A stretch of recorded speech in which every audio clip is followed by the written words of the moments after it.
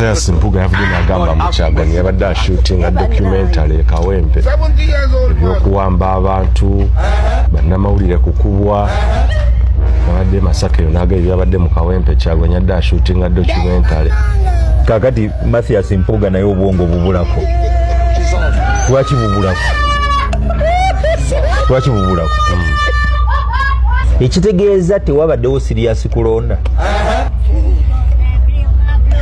Akalulu kabadde just kwegayi yabadde akamanyi kwegayi yakitegeddeko nti tewabaddewo kalulu naye kwabadde kushootinga documentary. Tewabaddewo kalulu. Abductions, kutulugunya bannamawulire kubawambako bikozesebwa nabakuba n'okukola kutya byonna ebyabaddewo.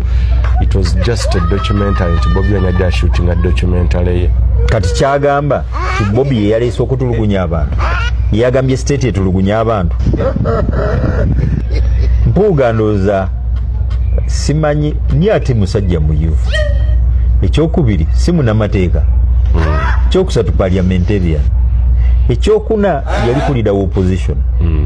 Naye amalala gamuyitirira.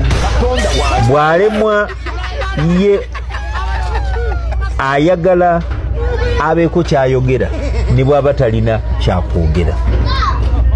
Era ndowooza bwe buzibu bw'abantu abamu. Nze wamala bwe mba siina kyakwogera, I would rather not respond. Naye ye bwe bamubuuzizza era yabadde alina okubaako kyayogera awulikike nti yakoze kyayogedde. Mufo kyogamba nti kansirike yabadde talina kyakwogera. So ekyo kyeyayogedde nga Mpuuga. Tosobola kugamba nti Bobi yategese okola documentary bakuba abantu, bakwate abantu, batulugunye abantu, babakube waya bannamawulire bonna babakube. Nti that was pre-planned nti babakube. Kitegeeza aliko abulako akatoola. Era ndowooza byewanikamu bya bwereere. Abantu babakubye. Abalala babakute eriyo ne kyensuubira eriyo ne bebatanata. Abamu babatadde naye abalala tebanakola ki? Tebanabata. Nze nvumirira nse kuvumirira yenna enkola ya gavumenti okujjayo emmundu ne bakuba abantu, ne batulugunya abantu, ne bakwata abantu buli lwabeerawo akalulu. Kyesikugambye tiyagase yabadde Wambogo ne wane waffe yatuuse.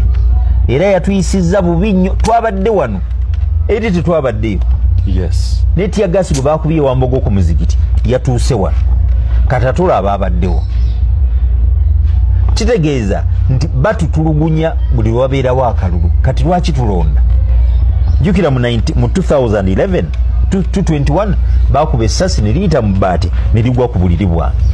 Era singa nali mpujjaddemu emisana lyaninzitiddeko oba lyaninkubiddeko. Kati why should we go into elections nga tumanyi nti tetwagala kwegamba tetwagala kalulu kubeerawo? Singa president yagamba nti mundeke nfuge paka lwendifa ebyakalulu mubyerabire mulironda nga nvuddewo kasana balwanirira mala okwesasula ebyeruweru byonna byonna ani yani mukutteko amagye gage niyo gamba nti ataddewo akalulu ate amagye ge gakubye abantu, poliisi ekubye abantu, jati ekubye abantu, ebakutte batulugunyiza. To me that is what worries me. Nti olutalo lweruwero abantu abasoba mu kakadde abaafa bafiira bwereere. Kajukira abantu bafa. To get where we are, abantu bafa. Now, bannaddiini have done a disservice. Yes, I agree. Okubayo ne batayogera. Ne batabaako na kibakola. Era nze nga mbeera munnaddiini ng'oddamu okusabira gavumenti ku bikoleddwa bino byonna. N'okufuna prayer breakfast kubeerayo ndowooza kulya buli na kunywa. Naye ate mukwano gwe Kazimba Mugalu ye wamulabye.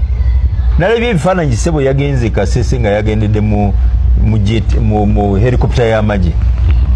Era bwe yavuddemu bw'ati ab'amagye babadde awo ssebo okumwaniriza. Nalabye nga ne yabadde amukubira saluti.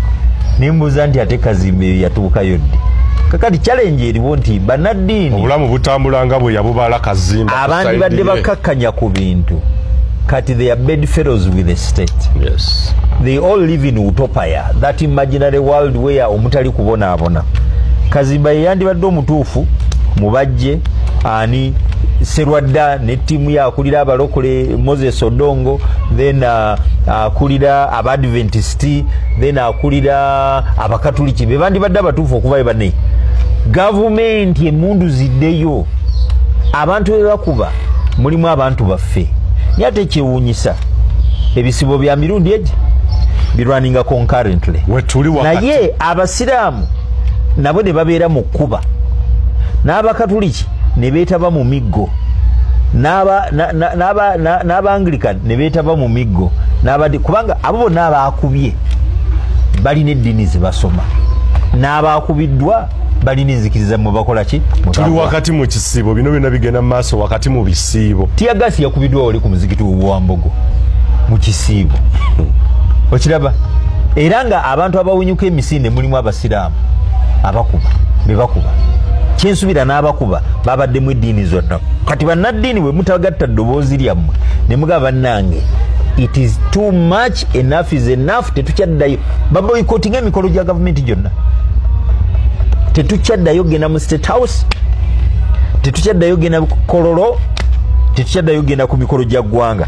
Niyo balabo bagenda ku mikolo gy'eggwanga sebo ekitibwa president andi munnange tuba twagala okulaba naye tebatukkiriza naye omanyi emmotoka yange ekaddiye ate 226 gutuuse omwana agenda n'asaba nti ekitibwa president tusaba Katonda akuzze buto odde mu buvubuka kati Kazimba helikopita y'amagye ye mututte oyo musuubira kwogera ki mubajje yazzeemu n'alayira ekisanja ekyokumeka ekyokutaano kiki ekimukuuma magye.